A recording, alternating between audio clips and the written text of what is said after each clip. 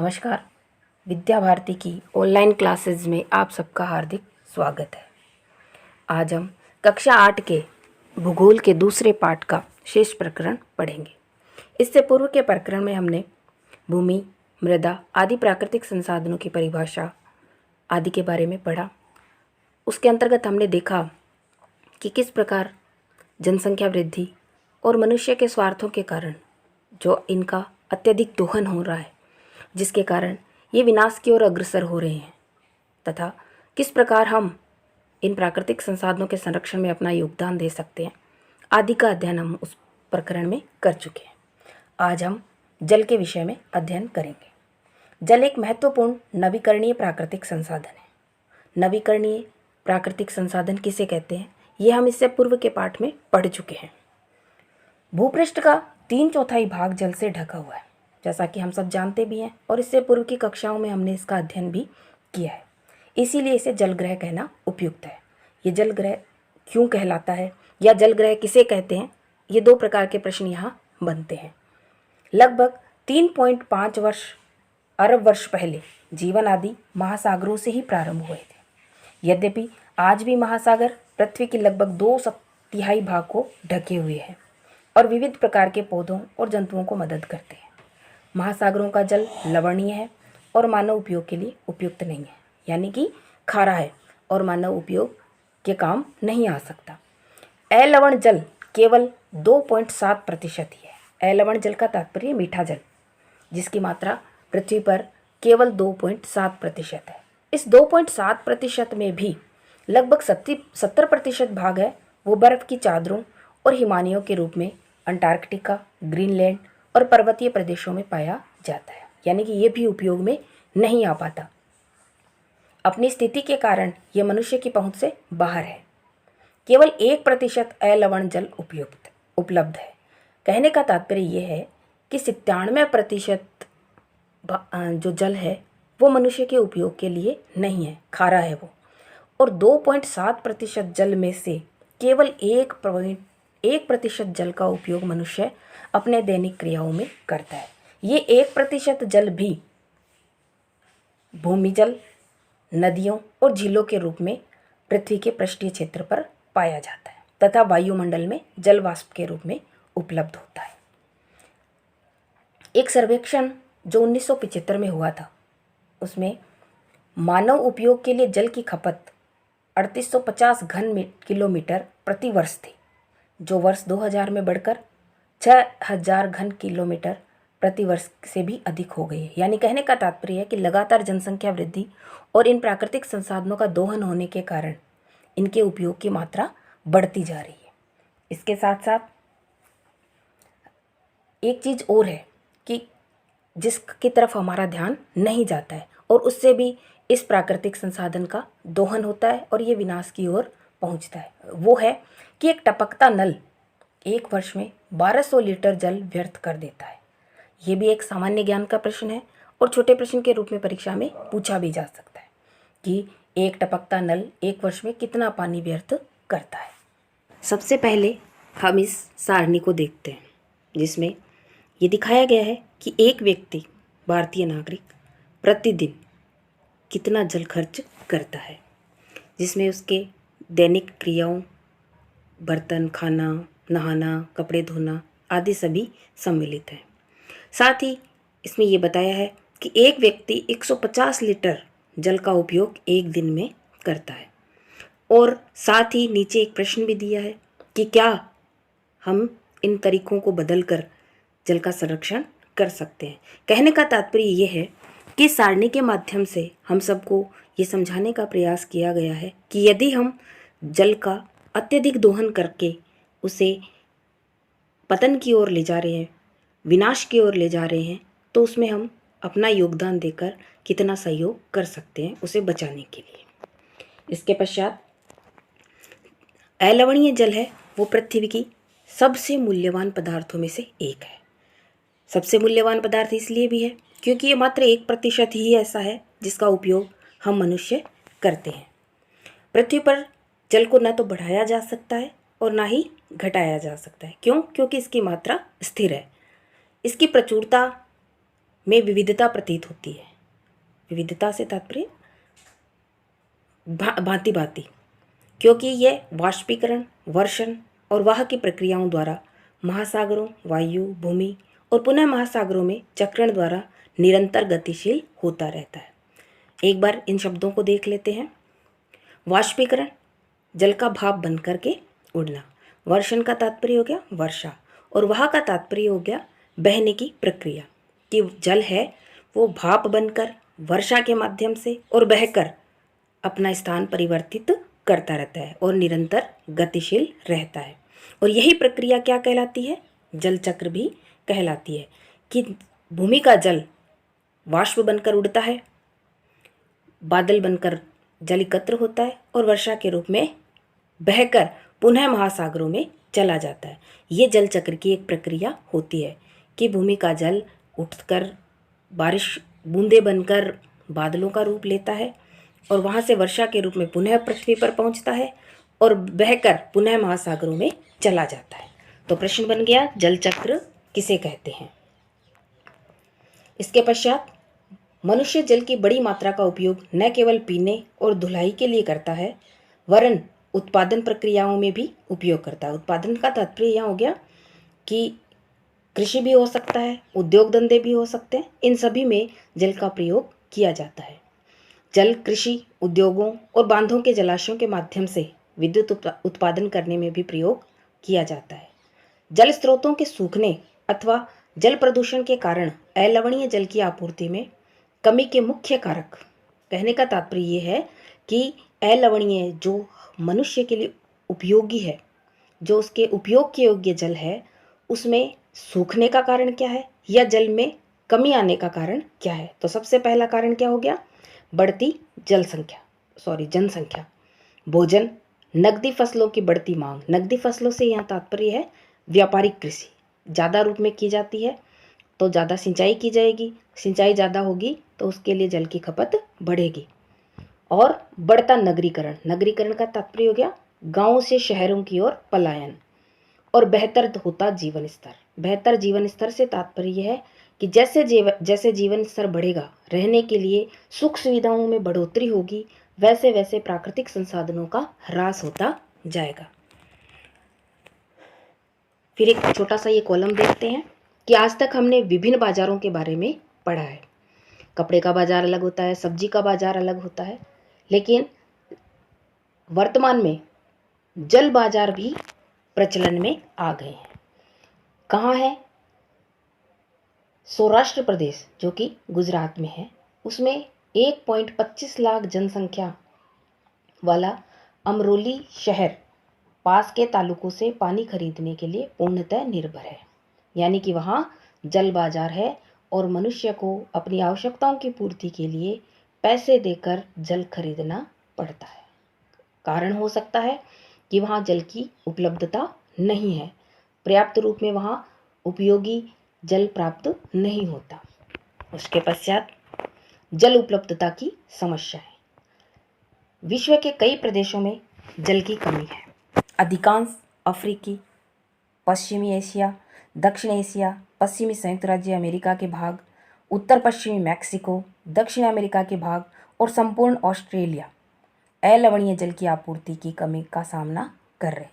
कहने का तात्पर्य यह है कि ये जिन देशों के नाम हमने यहाँ पढ़े हैं, इन सब देशों में पानी की पर्याप्त उपलब्धता नहीं है, यानी प्रत्येक व्यक्ति को पर्याप्त मात्रा में पानी उपलब्ध नहीं हो पाता। इसके कारण विभिन्न हो सकते हैं। कौन कौन से कारण हैं देखेंगे हम आगे। ये देश ऐसे जलवायु प्रदेशों में स्थित है। जलवायु प्रदेश में स्थित होने का तात्पर्य होता है विषुवत रेखा के नज़दीक स्थित होना, यानी यहाँ उष्णकटिबंध होता है जहाँ अक्सर सूखा पड़ता है। इनमें जलाभाव की अधिक समस्या बनी रहती है। इस प्रकार जल का अभाव मौसमी और वार्षिक वर्षण में विविधता के परिणाम स्वरूप हो सकता है, अथवा अति उपयोग जल स्रोतों के संदूषण के कारण भी जल का अभाव बन सकता है। कहने का तात्पर्य यह है कि हो सकता है जलवायु प्रदेश होने के कारण बारिश में विभिन्नता पाई जाती होगी, पर्याप्त रूप से पानी नहीं बरसता होगा, या मनुष्य के अत्यधिक उपयोग के कारण ये प्राकृतिक संसाधन ह्रास की ओर अग्रसर हो रहे होंगे। इसके पश्चात है जल संसाधनों का संरक्षण। जैसे जैसे हमने प्राकृतिक संसाधनों का वर्णन इस पाठ में पढ़ा, वैसे वैसे हमने ये भी पढ़ा कि किस प्रकार हम इन समाप्त होते हुए प्राकृतिक संसाधनों की रक्षा कर सकते हैं। आज विश्व में शुद्ध और पर्याप्त जल स्रोतों तक पहुंचना एक बड़ी समस्या बन गई है। एक क्षीण होते संसाधन के संरक्षण के लिए कदम उठाने चाहिए। यद्यपि जल एक नवीकरणीय संसाधन है, तथापि इसका अति उपयोग और प्रदूषण इसे उपयोग के लिए अनुपयुक्त बना देते हैं। अशोधित या आंशिक रूप से शोधित वाहित मल, कृषि रसायनों का विसर्जन और जल निकायों में औद्योगिक बहिस्त्राव जल के प्रमुख संदूषक हैं। प्रश्न बन सकता है कि जल है वो किस किस रूप से प्रदूषित होता है। इनमें शामिल नाइट्रेट धातुएं पीड़कनाशी जल को प्रदूषित कर देते हैं। इनमें से अधिकांश रसायन अजैव निम्नीकरण होने के कारण जल द्वारा मानव शरीर में पहुंच जाते हैं। इन प्रदूषकों को जल निकायों में छोड़ने से पूर्व बहिस्रावों को उपयुक्त विधि से शोधित करके जल प्रदूषण नियंत्रित किया जा सकता है। अगर हम जल स्रोतों में उद्योगों के द्वारा जो विसर्जन होता है अपशिष्टों का, या मनुष्य के द्वारा मलमूत्र आदि का त्याग किया जाता है, तो इन सब कारणों से जल है वो प्रदूषित होता है। तो अगर उद्योग धंधों के द्वारा कोई विसर्जन किया जा रहा है अवशिष्टों का, तो उनको पहले शोधित करना चाहिए। उसके पश्चात अगर जल स्रोतों में उनका विसर्जन छोड़ा गया तो उससे जल की प्रदूषण की मात्रा है वो कम हो जाएगी। वन और वन्य वनस्पति आवरण धरातलीय प्रवाह को मंद करते हैं और भूमिगत जल को पुनः पूरित करते हैं। जल की मात्रा बढ़ाने में पेड़ पौधों की सबसे बड़ी भूमिका होती है। क्यों? क्योंकि ये वर्षा कराने में सहायक होते हैं। जल संग्रहण पृष्ठीय प्रवाह को बचाने की दूसरी विधि है। जल रिसाव को कम करने के लिए खेतों को सिंचित करने वाली नहरों को ठीक से पक्का करना चाहिए।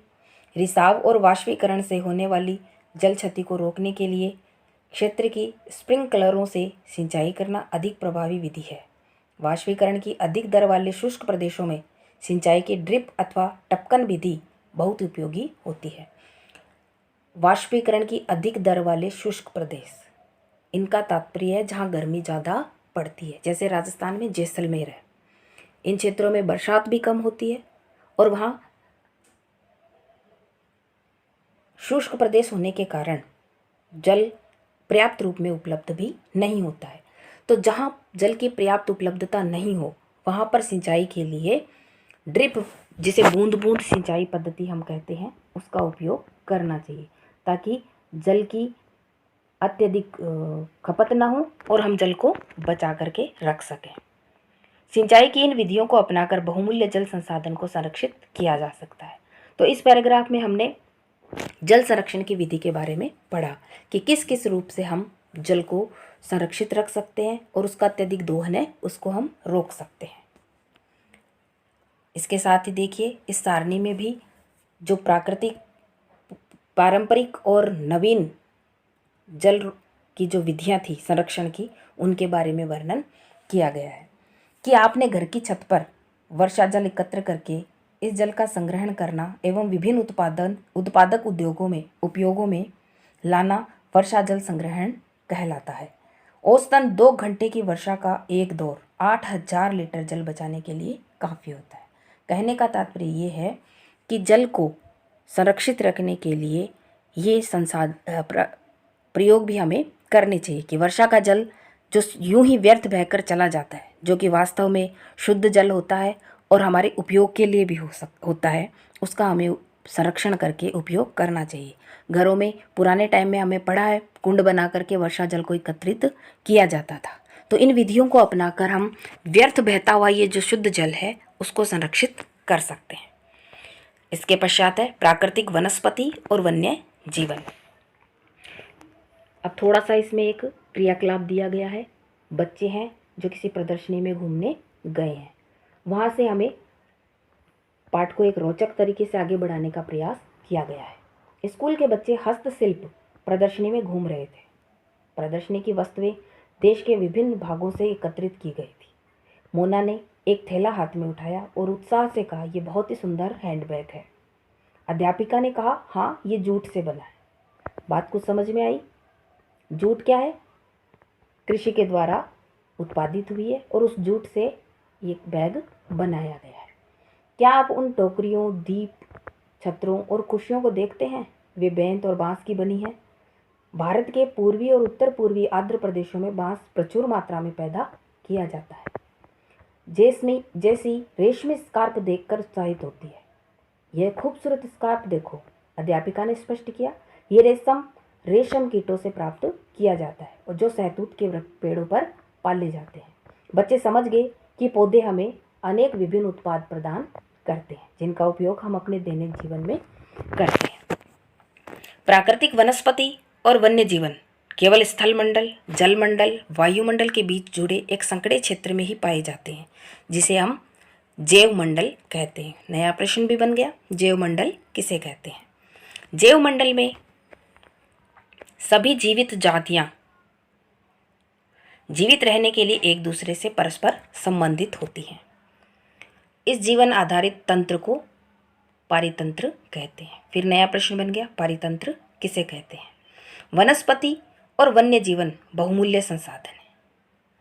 पौधे हमें इमारती लकड़ी देते हैं, प्राणियों को आश्रय देते हैं, ऑक्सीजन उत्पन्न करते हैं जिससे हम सांस लेते हैं, फसलों को उगाने के लिए आवश्यक मृदा की सुरक्षा करते हैं, रक्षक मेखला के रूप में कार्य करते हैं। इससे पूर्व हमने रक्षक मेखला पढ़ी थी कि वायु के कारण जो मृदा का अपरदन होता है उसमें सहायता करते हैं। भूमिगत जल के संग्रह में सहायता करते हैं। हमें फल, लेटेक्स, तारपीन का तेल, गोंद, औषधीय पौधे और कागज प्रदान करते हैं, जो आपके अध्ययन के लिए अत्यधिक आवश्यक है। पौधों के असंख्य उपयोग हैं, उनमें आप कुछ और जोड़ सकते हैं। वन्य जीवन के अंतर्गत जंतु, पक्षी, कीट, जलीय जीव आदि रूप आते हैं। उनसे हमें दूध, मांस, खाल और ऊन प्राप्त होती है। कीट जैसे मधुमक्खी हमें शहद देती है, फूलों के परागकण में मदद करती है, पारितंत्र में अपघटक के रूप में एक महत्वपूर्ण भूमिका निभाती है। चिड़िया अपने भोजन के लिए कीटों पर निर्भर है, अपघटकों के रूप में कार्य करती है। अपघटक का तात्पर्य हो गया कि जो एक दूसरे पर अगर हमें याद हो तो हमने पीछे के कक्षाओं में पढ़ा था खाद्य श्रृंखला, कि किस प्रकार एक जीव दूसरे जीव का भक्षण करके अपनी खाद्य आपूर्ति करते हैं। तो जो जीव दूसरे जीव को खा रहा है तो खाने वाला जीव अपघटक का कार्य वहाँ कर रहा है। गिद्ध मृत जीव जंतुओं को खाने के कारण एक अपमार्जक है और पर्यावरण का एक महत्वपूर्ण शोधक समझा जाता है। इसीलिए प्राणी चाहे बड़े हों अथवा छोटे, सभी पारितंत्र के संतुलन को बनाए रखने के लिए अनिवार्य है। प्राकृतिक वनस्पति का वितरण से तात्पर्य हमने पूर्व में भी पढ़ा था कि सब जगह हर चीज़ एक जैसी नहीं होती। जैसे जनसंख्या है तो भारत इतना बड़ा देश है, सभी स्थानों पर जनसंख्या का वितरण समान नहीं है, यानी एक समान जनसंख्या सब जगह नहीं पाई जाती। किसी राज्य की जनसंख्या कम है तो किसी राज्य की जनसंख्या ज़्यादा है, और उस राज्य में भी जनसंख्या का विभिन्न रूप हमें देखने को मिलता है। वही बात यहाँ पे काम में आती है कि वनस्पति भी सब जगह की एक जैसी नहीं होती। राजस्थान है, राजस्थान में वनस्पति का क्षेत्र सबसे कम है। वहीं मध्य प्रदेश है, वहाँ वनस्पति का वितरण बहुत अच्छा है। तो ये हो गया वनस्पति का वितरण, कि भारत के प्रत्येक क्षेत्र में वनस्पति अलग अलग रूपों में पाई जाती है। वनस्पति की वृद्धि मुख्य रूप से तापमान और आर्द्रता पर निर्भर करती है। विश्व की वनस्पति के मुख्य प्रकारों को 4 वर्गों में रखा जा सकता है, जैसे वन, घास स्थल, गुल्म और टुंड्रा। भारी वर्षा वाले क्षेत्रों में विशाल वृक्ष उग सकते हैं। इस प्रकार वन प्रचुर जल आपूर्ति वाले क्षेत्रों में ही पाए जाते हैं। जैसे जैसे आर्द्रता कम होती जाती है वैसे वैसे वृक्षों का आकार और उनकी संघनता में भी कमी आती जाती है। सामान्य वर्षा वाले क्षेत्रों में छोटे आकार वाले वृक्ष और घास उगती है, जिससे विश्व के घास स्थलों का निर्माण होता है। कम वर्षा वाले शुष्क प्रदेशों में कंटीली झाड़ियाँ और गुल्म उगते हैं। इस प्रकार के क्षेत्रों में पौधों की जड़ें हैं वो गहरी होती है। जैसे अपने राजस्थान के मरुस्थलीय क्षेत्र है, वहाँ पौधे का आकार छोटा होता है लेकिन उसकी जड़ें पृथ्वी के अंदर गहराई में लंबी होती है। कारण क्या हो गया, यहाँ वर्षा कम होती है तो वनस्पति है वो जल की आपूर्ति पृथ्वी के अंतर्गत अंदरूनी भाग से अपनी पूर्ति कर लेती है जड़ों के माध्यम से। इस प्रकार के क्षेत्रों में पौधों की जड़ें गहरी होती हैं। वाष्पोत्सर्जन से होने वाली आर्द्रता की हानि को घटाने के लिए इन पेड़ों की पत्तियां कांटेदार और मोमी सतह वाली होती हैं। शीत ध्रुवीय प्रदेशों की टुंड्रा वनस्पति में मॉस और लाइकेन सम्मिलित है। तो देखिए यहाँ प्रश्न बनता है, विभिन्न स्थानों के रूप में वनस्पति को बांटा है तो उसी स्थान पर वनस्पति के नाम भी पूछे जा सकते हैं कि कौन सी वनस्पति किन क्षेत्रों में पाई जाती है। पिछली 2 शताब्दियों में विश्व में जितने लोग थे इस समय उनमें कहीं अधिक लोग हैं, यानी जनसंख्या बढ़ रही है। बढ़ती जनसंख्या के पोषण के लिए, फसलों को उगाने के लिए वनों के विशाल क्षेत्रों में वृक्ष काट दिए जा गए हैं। विश्व भर में वनों का आवरण तेजी से समाप्त हो रहा है। इस बहुमूल्य संसाधन के संरक्षण की तुरंत आवश्यकता है। कहने का तात्पर्य यह है कि जैसे जैसे जनसंख्या बढ़ेगी वैसे वैसे जनसंख्या के रहने के लिए और खाने के लिए दोनों के लिए ही भूमि की आवश्यकता बढ़ जाती है। तो भूमि की आवश्यकता की पूर्ति कहाँ से होगी, वन्य क्षेत्रों को काटकर।